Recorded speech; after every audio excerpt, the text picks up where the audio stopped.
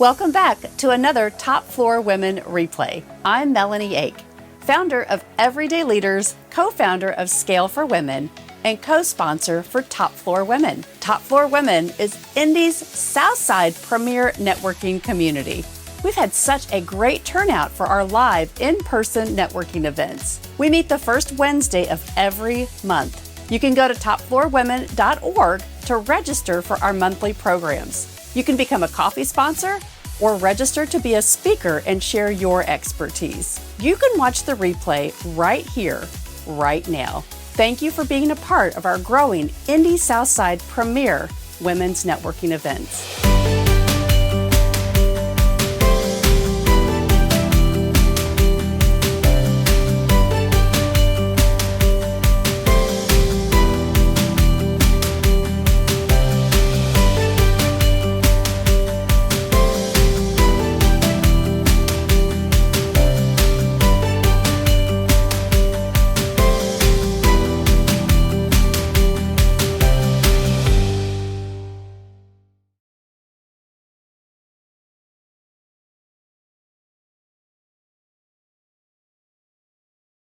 Sure. I'm Shannon. I'm the Director of Business Development here at JP the Geek. We are IT and cybersecurity. So we help businesses take the headaches of IT issues off of your plate and put it on ours. But the biggest thing that we do is we review your systems. I don't know if you know this, but the cyber criminal industry was up 49% last year. How many of you would love your business to grow 49% in a year? Yeah. They're getting more crafty with how they're getting in there. And so what we do is we can do a cybersecurity risk assessment on your business. And we can take a look and see where you're vulnerable, where the holes are in your defenses against, I call him Mr. Cyber Criminal. But that's what we do, and then we help you with the different layers, because it's more than just McAfee anymore nowadays, because even though 80 to 90% of cyber attacks do begin with a phishing attempt, there's phishing, smishing, vishing, angler attacks, and whaling, just to name a few. So if anybody is curious, just let me know. But thank you so much for coming. We love hosting you. I love hosting you because there's only 4 girls here in the office. So thank you. And if you are not already following Shannon on LinkedIn, do so today. They put informational videos out, JP the Gals. I love to watch them on LinkedIn. But they're great, like 3 to 4 minute videos, just quick snippets. Share them with people in your organization. It's just great information that you can use not only in your workplace but at home too. So definitely follow her videos. They're really, really good. So We have fun. yeah. And I didn't tell you guys what I do, so let me take a moment to do that. As she mentioned, my name's Angie Redman. I am the founder of an organization called Strive HR. And what I do with companies is I help them hit these lists like best places to work and top workplaces. Just curious, anyone in here, is your organization a best place to work or top workplace? Awesome. Well, I help companies get to that status to get recognized for amazing workplace cultures and things such as that. So if any of you ever have an interest in that, let's chat and I give you some ideas on how to help you get there. But right now we need to introduce Heather. Heather Lowey is an ICF, which is International Coaching Federation, and Core Energy certified life and leadership coach rooted in connection, clarity, and joy. She focuses on energy of success, allowing leaders to inspire and to motivate, creating opportunities and solutions consistently throughout their own self-awareness, allowing them to step into the best version of themselves. Heather and her clients establish an accountability partnership and work together to set reasonable action plans after clarity around the client's desires, setting up the client for success and achievement of goals, both personally and professionally. Heather, along with her husband and 2 sons, reside in Indianapolis and enjoy travel, sports, and family game night. So if you're not following Heather, definitely on LinkedIn, follow her as well. She puts out a lot of great content there. Know that it has been quite a journey for them with COVID and figuring out virtual, in-person, all this stuff. So I spoke a while back when it was virtual, and this is definitely way more exciting to be in the room with all of you. But I want to start by everybody thinking for a moment about the word time. Time. I hear some chuckles, I hear some, right? What comes to mind when I say the word time? Not enough, right? Nobody said like, oh, relief, I have plenty of time to sit on the beach and drink Mai Tais and whatever, right? Of course not, right? But time is honestly our most valuable resource. It's also completely non-renewable, meaning when you use it, it's gone, right? But we don't often treat it that way, right? We let life come at us. We do things on everybody else's terms and not on our own terms. Now, to be clear, I'm not encouraging you to sit there with a time scarcity mindset and think, she's scaring me, I got to figure out how to make more time. That's not at all. But I want you to think about something for a moment. What we make time for is our priority. What we make time for is our priority. Now, that might sting a little bit, right? Like even me saying that word out loud. It's like, ooh, okay, all right. But even just the shift of finally admitting that to ourselves can support us in being more selective and more intentional with that time. So I'm going to tell kind of a silly story, but I have two boys, as she said, and my house is deemed the Lowey fraternity house, and I am the president, just so everybody's clear. And so 2 years ago in May, I had this real wake-up call on this time versus priority thing. So at the time, like both of my boys play travel sports, all the piano lessons. I mean, we had it all going on, right?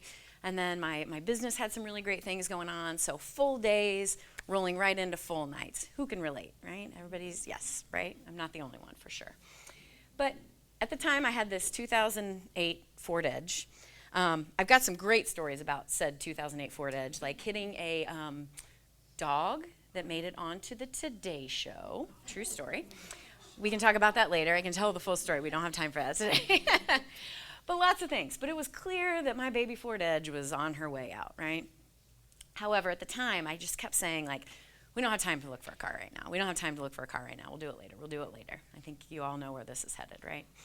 So the day this happened, I love how the universe says, okay, you know, like it has other plans for you and really just calls you out. Like you make this statement, this declaration, and the universe says, oh yeah, hold my beer.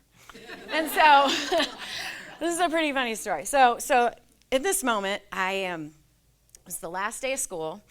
My oldest broke his pinky, okay? Broke his pinky. I'm not taking you to the doctor, it's your pinky, right? So he's at home, so the next morning we all wake up. I have a fever. And can we talk about how adult fevers are the absolute worst? Like, I thought I was dying, you know? So I have a fever. But I am still the one that takes my son to med check because my husband was on crutches from surgery 2 weeks before and also had a fever. So can you say hot mess family, okay? So my son and I get to med check, and I'm at the counter like, can we just get him an x-ray? And she's like, oh, honey, our x-ray machine is down. And I'm like, and she was very sweet. She's like, let me call another one. Let me make sure we'll get you right in. So we're driving from the north side now to the east side med check. Getting off the exit, car lurches, dies. And I'm like, and my son, you know, Mom, go, because I hadn't thought of that. Like, you know, right? I can't, like it's dead. So we call the tow truck, I call my husband, he hobbles to the car. So I want you to picture something with me for a moment. We walked into this med check, my husband on his crutches, me red-faced, barely able to stand, and my son holding his pinky. And she's like, who are you here for? So, now, that's a very funny story about having to look for a car, right? But at the time, I just kept saying, we don't have time to look for a car right now. We don't have time to look for a car right now. When I really should have been saying is, it's not a priority right now.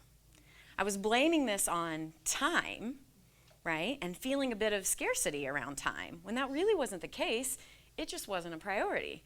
Until suddenly, it was. So, we cleared our calendar. We went to look for cars, and lo and behold, we had a new car. And then we took off on our California vacation 2 days later, right? But while this is a silly story about blaming time, how often do we do that in our lives? We blame time when it's really just not a priority. And I want you to think for a moment, and at the top of your sheet, I want you to write down, what are things that you find yourself saying, I don't have time for? I don't have time for. Now, this can be really big personal, professional goals. This can be day-to-day stuff. Whatever comes to mind for you, kind of get it all out there. What do you say that you don't have time for? I'll give you a second here to write a couple of those things down.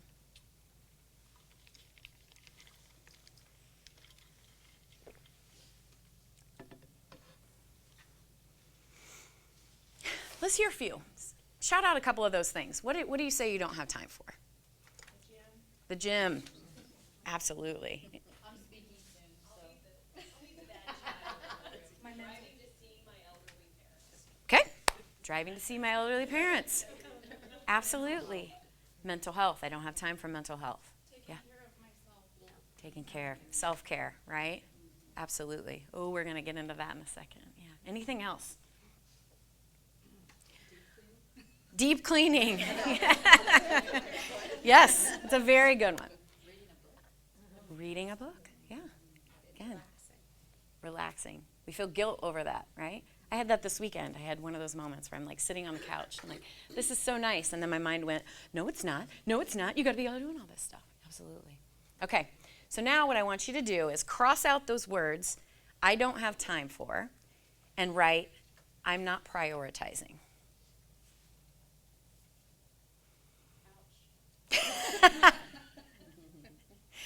Now, I'm glad you said that. There are probably some things on that list that you wrote down that are ouch moments, right? And for those, I want you to circle those. But I also want you to look at that list and think, are there some things on there right now that are a bit like, I'm not prioritizing that. And that feels okay. I talk to clients a ton about seasons. We all go through these seasons. Everything can't be a priority. If everything's a priority, nothing is a priority, right? And so there's seasons in life and our priorities shift around. But often we don't even acknowledge that, right? We just think, oh, I don't have time for this, I don't have time for this, I don't have time for this. Well, no, some of that is just, it's not a priority for this season right now. I'm gonna call something out right now. This is actually my best friend right here, Amber. We were roommates for 9 years. We were accidentally common law married before I actually got married.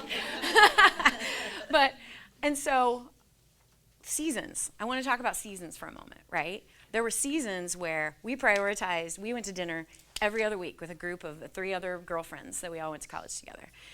Then we all started having kids, and then those became phone conversations where it's like the ADD mom phone conversation. We're like, stop doing that. Yeah, it's good. Okay, wait, switch. Don't jump off that. Okay, right? Like turn into those conversations. And then now it's like girls' weekend trips, right? But we can't do dinner every other week, right? And that's the season. But I will tell you, there's many times where I have blamed time for that when it's really priority, right? What's the priority in the season that you are in? Okay? So today we're going to get intentional with that time, understanding our energy. And instead of autopiloting into that task list of our days, we're going to look at when we're at peak and maximize those peak times to use our most valuable resource of time. So I want to first start talking about energy. Now, energy can mean a lot of different things to people, okay? Energy can be that, like physical energy that gives you the motivation to go out and run a marathon. It can be a little bit woo, right? There's a lot of energy talk out there in the world, and that's great, right? What I'm going to talk about today with energy is the lens that you look through. This is the lens that you look through at life. And so it's built over time. Think about, this comes from how you were raised, your beliefs, the experiences that you've had, all lead into creating this lens that you look at the worldview from. Now, in some ways, this lens expands your view of the world, like a prism, right? Like not a prison, a prism. And you look out and see this world, okay? And very conscious of it. In other ways, though, it can narrow you in certain aspects, right? And put those blinders up, keeping us focused on something. Now, understanding our energy can support us in getting that energy to work for us, meaning we're conscious. And so we're going to go through this process today of thought, feeling, action. It's funny, I talk a lot about a lot of different topics, but thought, feeling, action is always at the base of those, right? Thought, feeling, action. We can't necessarily control thoughts or feelings, right? But guess what? Understanding our energy, we can have that snap of recognition to impact right here, our action or our reaction. And this is our power. This is our choice. So we have two types of energies that I'm going to talk about today. And the first one is called catabolic energy, okay? Now this is draining, resisting a destructive force. So it's when that lens that we have on perceives that a stress exists. And so what happens? Our body releases cortisol and adrenaline, right? This is kind of our fight or flight response. So our lens perceives a stressor exists, so our action or result could be lethargy or apathy towards something. Ever had that moment where you're just like, they have taken it out of me. I can't do this anymore, right? Or moments where you get angry or upset or frustrated or have that defiance, okay? That would be catabolic energy. So now, it's not bad energy. I know a lot of the words that I'm saying have like a bad connotation to them. But actually, I want to give an example of where it could be good for you. So you're walking down a trail and you see a bear on that hiking path, right? That is likely a stressor to you. And if it's not, I would like to have you checked out by a physician. But you perceive that this stress exists, right? So your brain says, okay, adrenaline, do your thing. And you take off running faster than you've ever run in your life, right? But if I ask you in that same situation, but what color were the leaves on the trees when you were running? Would you have any idea? No, because you're focused on getting away from the stressor, right? Now, this is how catabolic energy works. It makes us hyper-focused on the stressor so that we can get through it, but we miss other things around. We're not conscious of these other things. So now I want to switch gears. Now you're in a meeting. You're sitting there and you're stressed out because of workload.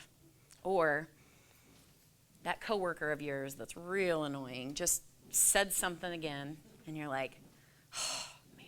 Sorry, we're having group work. Oh, it's okay. Bear on the trail. Bear on the trail. All good. Okay, so you're going to have that similar fight or flight response in your body to that person, right? Or that stressor in the meeting, because adrenaline and cortisol has been triggered, right? But do you need the same adrenaline and cortisol when you're sitting in a meeting as you do with a bear on the trail? Probably not. Now, it's also making you hyper-focused on that stressor versus thinking about solutions and tapping into creativity, okay? And that's how catabolic energy can be harmful. It's that finger in the rib moment, right? Where you're like trying to focus and all you can think about is that stressor. So it makes it difficult. So here are some examples of what people experience when they're in catabolic energy. And as I say these things, at the bottom of your sheet, there's like a catabolic. If it makes you think of things, write them down because you'll want to use them later. So it's a I lose mentality. I'm tired. I'm a victim. Things are happening to me, right? When we talk about time, life is happening to me. It was me at MedCheck, like, I just want to go home and lay down, right? Everything is happening to me. It's also a you lose, right? Meaning there's a competition or a fight ready to start, right? That rush of adrenaline can sometimes be good, right? How many people feel like when they have a deadline and the rush of that deadline makes it come to a close? Absolutely. And that is fine. Again, that's a good part of catabolic energy. However, if you do that every single day over and over and over again, it's draining. It's going to impact your levels of satisfaction in life, okay? So as I describe this, anybody have a situation that's coming up for them where they're like, oof, this is where I feel some catabolic energy? Anybody? Yeah? 1:30 this afternoon. 1:30. Hold on to that thought. You skipped ahead, didn't you? Yes. Okay, what's at 1:30 this afternoon? Major meeting with a big client. Okay, very good. Anybody else? Catabolic energy? Anything coming to mind? Yeah, go ahead. My husband was hit by a car riding his bike. Oh my gosh. Years ago, and we had this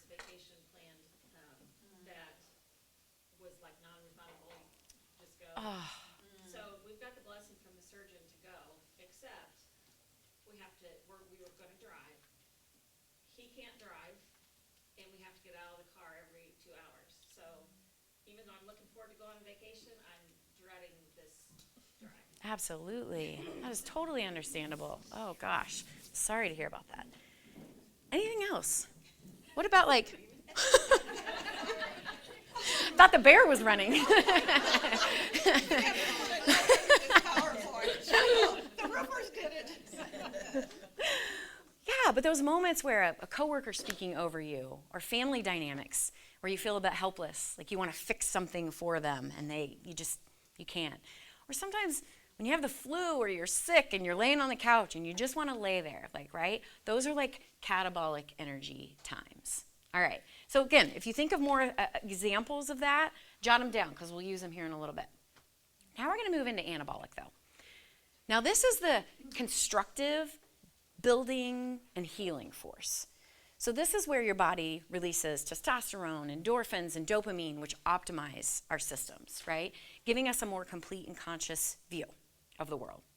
So there are varying levels of anabolic states. And for the record, we're not going to have a time today to go through all 7 levels and all the ins and outs of each of those, but I'm just giving you a general sense. So this is where compromise lives, right? We see this a lot in work environments, right? So we find the silver lining and we're just doing the best for the situation at hand. This is also caring, support, loving, giving. Those are all characteristics of that. I think when we talk about that's a key characteristic of level 4 energy, which again, that's one I'm going to actually go into for a moment because I would venture to guess this room full of women has a lot of level 4 energy, right? This is where people want to help. They want to serve. They want to give, okay? On the other side of that, though, without boundaries, that's where we slip into catabolic energy. We've helped, we've served, we've done, and then it's like we've given everything, but we don't give time to ourselves. There's also a sense of peace and confidence because we view all situations as an opportunity to learn something, right? It's not about winning or losing. It's about winning or learning. And that's that growth mindset comes into play here. And lastly, there's a state of flow. Anybody ever experienced state of flow? What are some situations where you experience where you just get into a flow and hours go by, but it's really, you think it's been minutes? Anything? Anything come to mind? What do we like to do that gets us in a state of flow? Netflix. Absolutely. Netflix. Studying. Studying? Yeah, when you study on a computer and time, it's like, oh my gosh, I've been in my office for 5 hours. It seems like an hour. Like when you're studying something that you're interested in. That your interest, right? Yes. Absolutely. Yeah. Social media, absolutely. You get into that zone. Yes. Just like hanging out and having fun. Hanging out and having fun. You lost your voice. Yeah. Hanging out and having fun. That's a good one. Were you saying something? Oh, okay. All right. Now, obviously, all these things sound wonderful, right? And they are. But note that there's advantages and disadvantages to each of those levels, right? So, like for instance, a level 6. I am actually a high level 6. I see lots of opportunities and things. But there are times where I have a really hard time bringing things to a close because I'm like, ooh, shiny object, right? Like, and I get started on this one, and then I move on to this one, and I move on to this one, right? So there are advantages and disadvantages to each of those levels. But what I want to do is really, it's really about understanding where you are, where your energy is, and then saying, is that serving me? So when we go into that thought, feeling, action, or am I just defaulting there because it's what I'm used to, right? So we're going to get into that now. And this is this energetic self-perception. That's that big circle on your sheet. It's probably hard to read up here, but and so this shows this thought, feeling, action model. So every thought that we have can fit into one of these categories, right? There's victim, conflict, responsibility, concern, reconciliation, synthesis, and non-judgment, right? And so we can kind of categorize those thoughts. And then they move into a feeling. And again, thoughts and feelings, they just happen. But where our opportunity is to stop and say, okay, I'm going to use level 2 for an example. I have a teenage son. Who in here has teenagers? Okay. They ever walk in the door and you're just like, oh, here's a conflict. Yep, right? Our thought is a conflict exists, right? So then we move into anger because we're like, ungrateful? My gosh, we do all these things for you, right? Ungrateful. Now, we can immediately default into defiance or frustration, right, with our son. And there are times that I do, right? Maybe I'm unconsciously doing it. Sometimes I'm consciously doing it because I'm like, that's what's going to serve us in this situation. However, there are other moments where I maybe pause right here in anger and say, hold on a second. Maybe I want to have some compassion for teenage emotions. He has no idea what's happening in his brain right now. Really. And so, so moving to that place of service where it's more, okay, what's going on? Something seems tough right now, right? What are those thoughts that are going through your head? How can we help you to manage through that, right? And then just to be clear, there are other times where defiance and frustration absolutely come through, right? But it's just about choosing. So sometimes these things can happen internally or externally. So defiance sometimes can be that internal, I will not do what they've told me to do, right? But you maybe aren't externally showing that. And other times it's anger or frustration. I'm using level 2 as the example, but this exists in all of these levels, okay? So any questions before I move on from this? Because I know I'm breezing through this real quick, and it's a lot of information. But the key is about this is I want you to think about this as looking through a lens of choice, right? Am I defaulting because it's what I'm used to when I have that thought and feeling, or am I choosing my reaction to that? Am I choosing what I want to do with this, okay? And so there's an ELI assessment that it's called the Energy Leadership Index that kind of tells you where you default on this chart. And that's both at normal times when things are going well, and then also when you encounter a stressor. So I am going to do a drawing at the end. So, and I don't want to put people's names in this if they aren't interested in this kind of energy talk. But if you are, there's little cards on the tables. Write your name and your email address down, and at the end we will do a drawing for that. Happy to give those. No problem. Yeah. So I'll gather those up in a little bit. But we could talk all day about these 7 energy levels and how you flow in and out of those in a day, which we do, right? We flow in and out. Do the papers? Oh, I don't know where they are. Okay, I'll get you some here in a second. All right, but now let's talk about some practicality for this. I'm going to share a few stats with you. An average employee is productive for 2 hours and 52 minutes a day. 2 hours and 52 minutes a day. Weird. There's 8 hours in a workday. Now, maybe if you've ever uttered, boy, I give my 110%, like, you might want to pull back on that, like, right? Okay. Now, these are from Zippia research. There's other stats out there. These are just some I grabbed. Stress leads to less productivity. Well, duh, right? But while that statement seems obvious, what I think is interesting is people continue to live in this stress cycle. What's the definition of insanity? Doing the same thing over and over, expecting different results, right? Because even though it's obvious that stress leads to less productivity, we often don't take actions to shift out of that. That's that victim mentality, that level 1 of, this is happening to me, there's nothing I can do about it, okay? We are 13% more productive when working from home. So I had to put an anabolic lens on this, you know, like there is an opportunity there. It takes an average of 23 minutes and 15 seconds to refocus on a task after getting distracted. Isn't that crazy? That one, I mean, there was a part of me that was like, preach, right? But I didn't realize it was that long. Even preparing for this, it was funny. I was sitting there like reading through my notes and whatever, and my husband walked in, and I was like, ugh. It's going to take me 23 minutes and 15 seconds to get back to what I was doing. And he was like, that is oddly specific. The average employee is distracted every 3 minutes. Okay, now let's combine these two. If you are distracted every 3 minutes, and then it takes you 23 minutes and 15 seconds to get back to what you were doing, no wonder we feel so unproductive at times, right? And employees spend up to 32% of their time on Facebook. I should say social media, but costing employers $28 billion a year.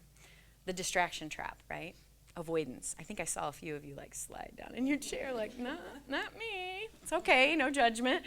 But it's distraction, right? Sometimes we're avoiding things, and that's that catabolic energy coming up for us, right? And so sometimes we just need a break. All right, so what do we do with this information?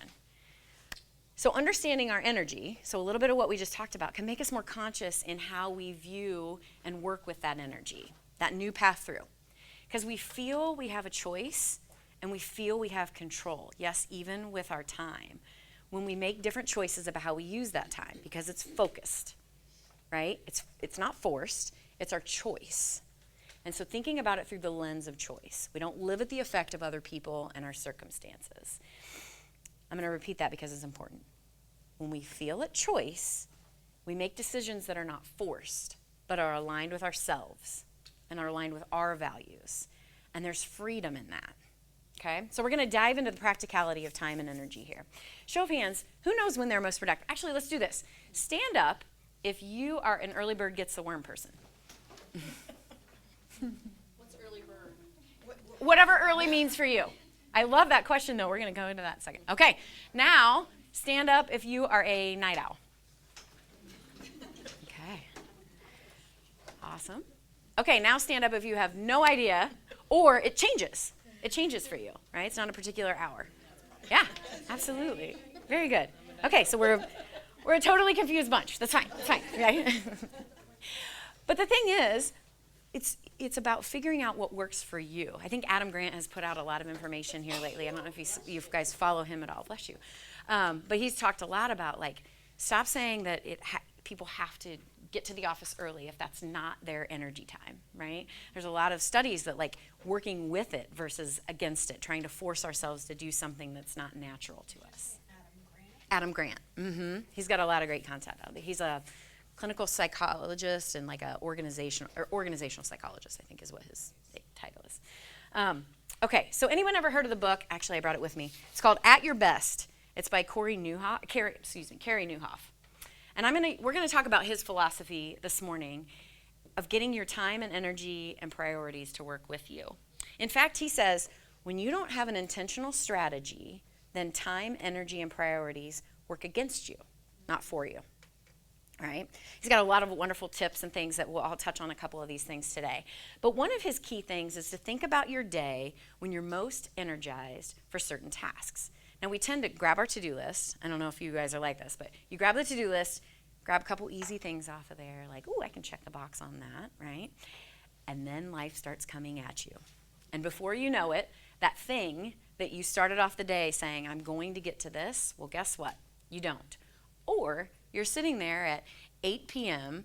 trying to bang through it, and your energy is not in it. And so now this task that may have taken you an hour is now taking 3 or spilling over into tomorrow, right? And then there's a ton of catabolic energy towards that task, right? And so we're going to look at this a little bit different today and thinking through this model of thought, feeling, action so that we're living not at the effect of life, but we're rather living our life, okay? So let's move into, let's see, I'm trying to think, are we good on time? I haven't been paying attention to time, I am sorry. Okay, we're good. So let's think about the times when we're in anabolic and catabolic energy. So your engaged energy. Now, I'm not talking about go for a run kind of energy, right? This is more this mental energy that we have towards tasks, okay? So he actually talks about thinking about our day in terms of green, yellow, and red. Hence the green, yellow, and red markers that we're each going to have a little craft time and share, okay? But first I want you to do something. I want you to take your pen and go to your ideal bedtime and your ideal wake-up time. And this is a little back. Noon's at the top, midnight's at the bottom. I don't know why that seems weird to me, but it's what I found. Draw. What do you think you should be doing, or? Hold on just a second. So what we're going to do is let's say that you go to bed at 10, okay? I want you to make a line from the center to the 10, and then let's say you wake up at 6:30. Draw a line from there to 6:30, and then shade this time out, because guess what? That's sleep time, okay? So everybody do that now. So shade out your sleep time. And guys, everybody should have on the paper. So flip over your paper and there's an energy clock. You're good. Yeah. Okay. So now once you've done that, underneath you'll see some notes here. I want you to think about your early morning, mid-morning, late morning, noontime. Like kind of make some notes for yourself. When do I feel like I am really, really ready to go? Like when I get my most tasks done, if I'm really focused in on those. And so make some notes for yourself underneath the clock there, because early morning to one of you, this is one where you can't cheat off your neighbor, right? Because early morning to you might mean something very different to you, right? So think about what those times are for you. When do I feel energized mentally to focus in on tasks? And make a few notes there for yourself. And then once you've done that, and keep going, I'm just going to keep talking while you guys are writing. Then I want you to take these little markers here and fill in your energy clock. So it might look something like this. So for me, if wake up time is 7, from 7 to 8, yeah, don't talk to me yet. Like I haven't had coffee, I barely made it here this morning. No, I'm kidding. Okay. So that's the time where I don't have focused mental energy, but that's just me. Maybe you wake up and you are ready to go. You could sit there and write a book if you wanted to, right? Then I have some yellow time where I'm like, I'm okay. Coffee's kicked in, right? But I'm not ready to do that deep work yet. And then we hit that green zone where, from 9 to 11:30, look out. I'm gonna be really focused in. I can do a lot of great tasks, okay? Now, again, this is just mine. So go through and fill yours in, knowing that really, if you have more than 2 to 5 of green on there, I'm gonna question you, okay? These are really productive hours. So think about it that way. So take a little arts and crafts time. You gotta share the markers with your table. Fill out what looks good for you in the moment. That's me. That's totally me. I so deep rid of perma. No, that's not right. You can go back and iterate later. This is your first pass at this. But now, what I'm trying to do is create awareness. You're conscious of it, okay? You're conscious. You're going to go back later today and think, oh, okay. I'm feeling really engaged and energized right now. This makes a lot of sense. I want you to think about your green zone. And again, this is just an example because we are all different. For instance, I'll use networking, right? Networking for some people is very energy giving. I know it's not energy giving for others, right? Or they don't know how to do that, right? So that may feel very difficult. Well, then it would make sense to put networking in a time in your green when you're at your best, right? For me, networking is energy giving, right? So for me, putting it more in a yellow zone, I don't have to have it in a green zone. I actually I would be okay going to something where I may not feel as energy engaged, but then I get in there and it picks me up to that level. Does that make sense? So think about your day and what are those tasks that you need to do, like writing. This takes big time focus for me, right? I gotta be in that right zone. If I try to do that at 7 p.m., forget about it. It's gonna take me like 4 hours. Right? What would have taken 30? I did it the other night, and it was a terrible idea. I'm like, I know better than this. Business strategy, workshop content, any of that kind of stuff. So those are things for me that take that real mental focus, but when I do it, it's life-giving, right? It's the stuff that I want to be doing. That's that anabolic, that opportunity time, right? Then think about those things that are more like, you could kind of be in a meh, right? I got to answer an email. And again, if that's not for you, that's fine. I'm just using these as an example. Sending out session notes to my clients, right? And kind of sit there, write that, do that on my own time. And then red zone, okay? That could be something like working out. So let's talk about that for a second, right? Working out. Sometimes for people that is energy giving, right? In terms of they come back afterwards and they're very focused. But if you're doing that in your green zone, you're wasting precious green zone minutes when you want to be focused, okay? So putting it in your red zone, go out, you do it, then you come back and boom, now you're back in your green zone again. And that red zone isn't lost, right? So when we talk about like 2 to 5 hours of productivity every day, that doesn't mean that the other 20 hours of a day are lost, right? It just means we get more intentional with those times to put things in there, okay? So take some time, jot some notes for yourself about what kinds of things would you put in your green zone? What would you put in your yellow zone? And what would you put in your red zone? For green zone, what are you being paid to do in your job? That's always an interesting one. I work with a lot of clients who are like, I never have time to get to the strategy that I'm supposed to do, right? I got all the strategy work, but the day-to-day tasks pull me out of that. So I've gone through an exercise with somebody before where I was like, let's figure out your hourly rate of what it is to do that task. And then I'm like, would you pay somebody that much to do that task? And they're like, no. Why are we doing it then? And so that's why I said this energy clock that you're doing today, you're going to iterate it, right? You're going to say like, ooh, wow, when I do these certain things, it actually makes me more excited. It gets me back into that zone. When I go in a red zone and work out at noon, I come back and I'm really refreshed. And so I used to think I was productive from 1 to 2. Well, now that's 1 to 3 because I'm really focused and I'm in it again. Does that make sense? That's a great question. Any other questions? So jot some things down in that red, yellow, and green zone.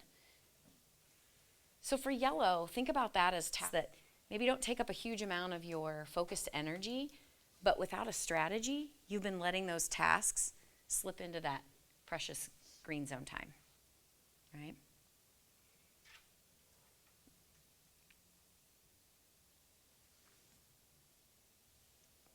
Keep going. I see a few more writing. Just keep writing. I'm still coloring. Any, perfect. Any aha moments that anybody wants to shout out? Anything that you're looking at that you're like, wow, I did not think about that I was putting this in a time that maybe isn't best for me. At a different time in life. I'm going to do this really annoying coachy thing that I do and say, what do you think? I told you it's annoying.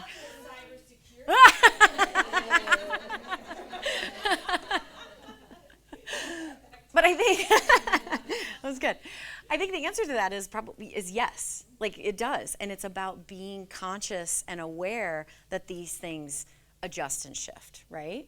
There are times where it's like we need to pause and say, okay, hold on a second. Like, am I doing this because I've always done it this way for my family? And I've, over time, gotten used to that I make dinner at this time, and it is what it is.